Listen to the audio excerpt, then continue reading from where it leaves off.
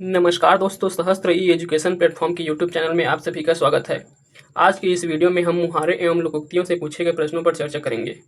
तो चलिए वीडियो की शुरुआत करते हैं। सबसे पहले हम मुहावरे एवं लोकोक्तियाँ क्या होता है और इनके बीच क्या अंतर है उसे जान लेते हैं।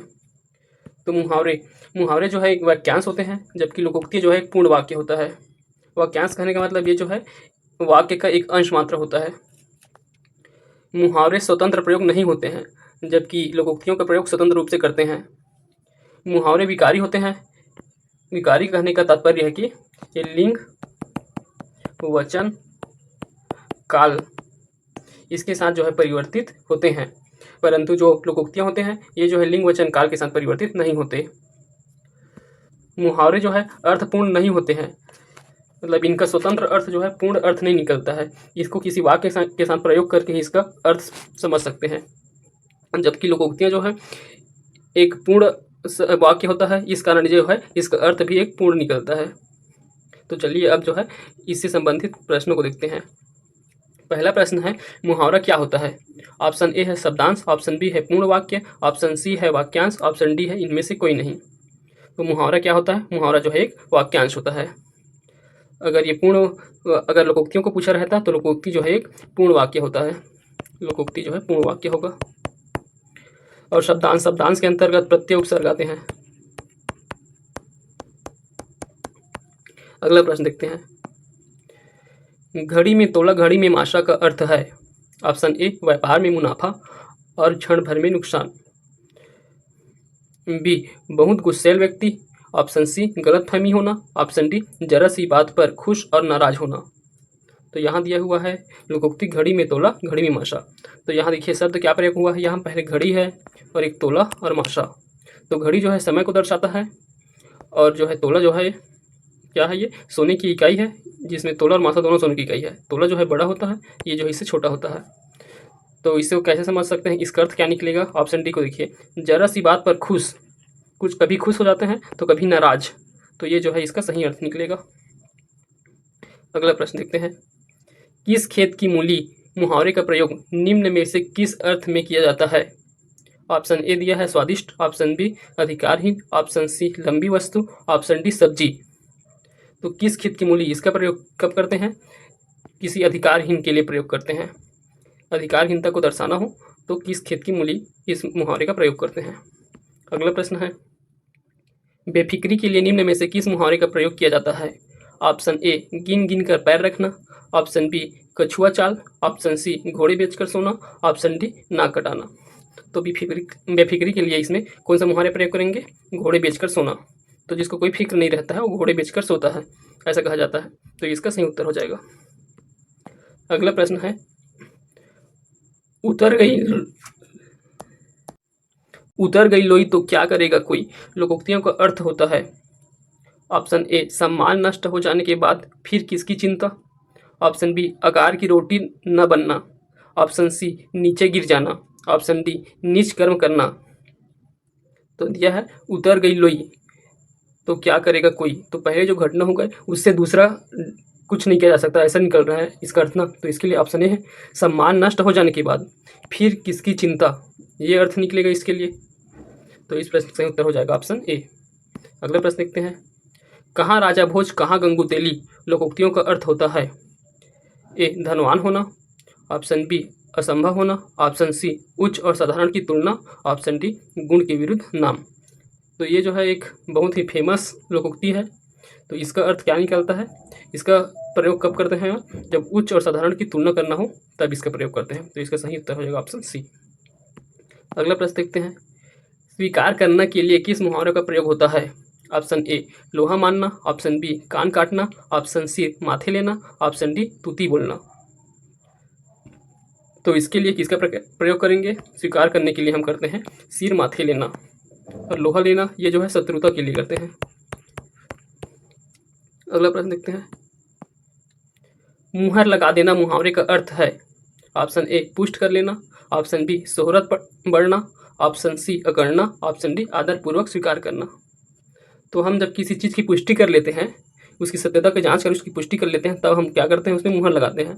तो इसका सही उत्तर हो जाएगा पुष्ट कर लेना। अगला प्रश्न है,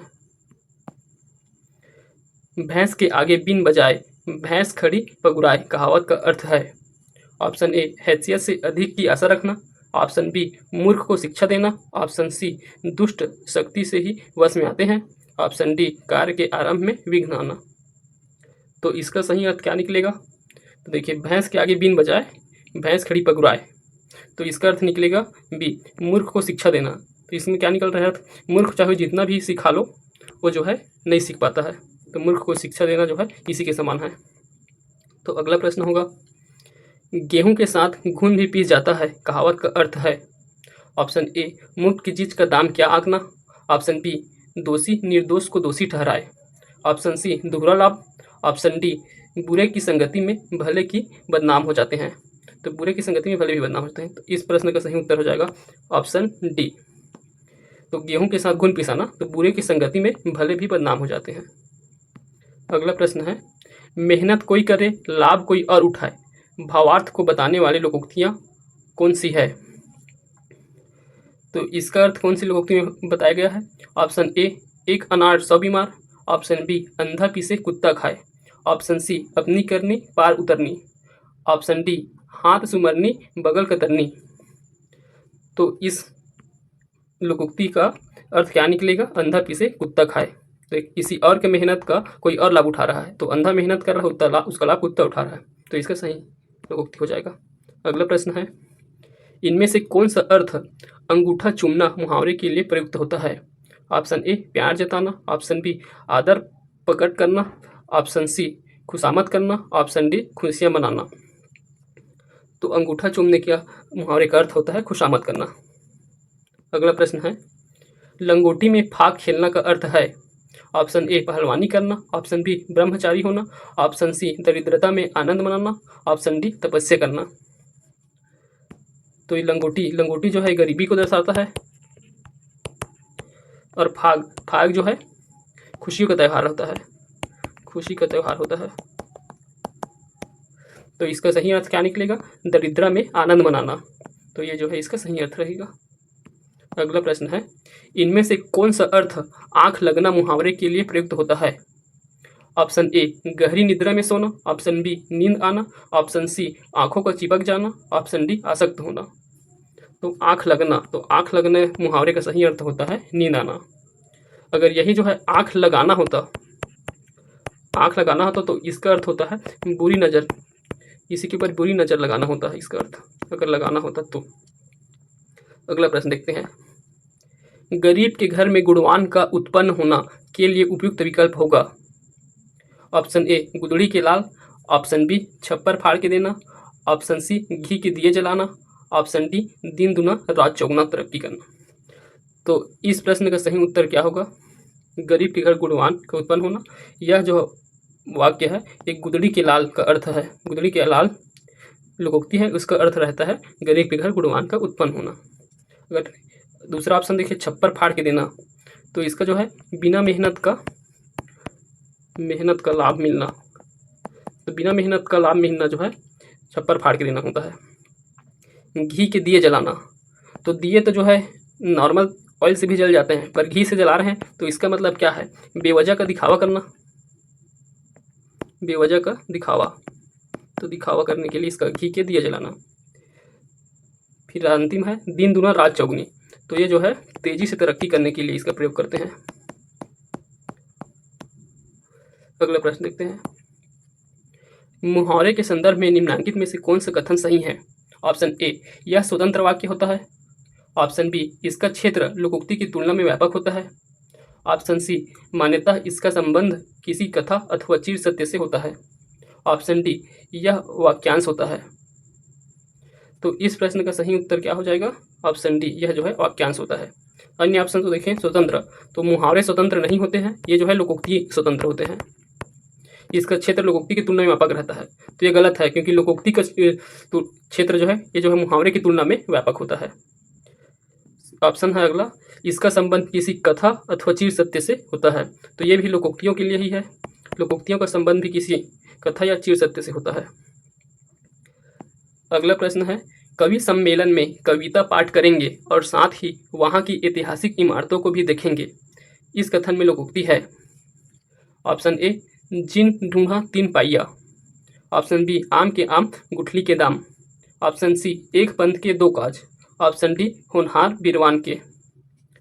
तो इसमें क्या दर्शाया गया है, जो लोकोक्ति का बताया गया है अर्थ, उसमें कवि सम्मेलन में कविता पाठ करने गए, साथ ही वहाँ भी ऐतिहासिक इमारतों घूम लिए, तो एक साथ जो है 2 कार्य कर लिए हैं।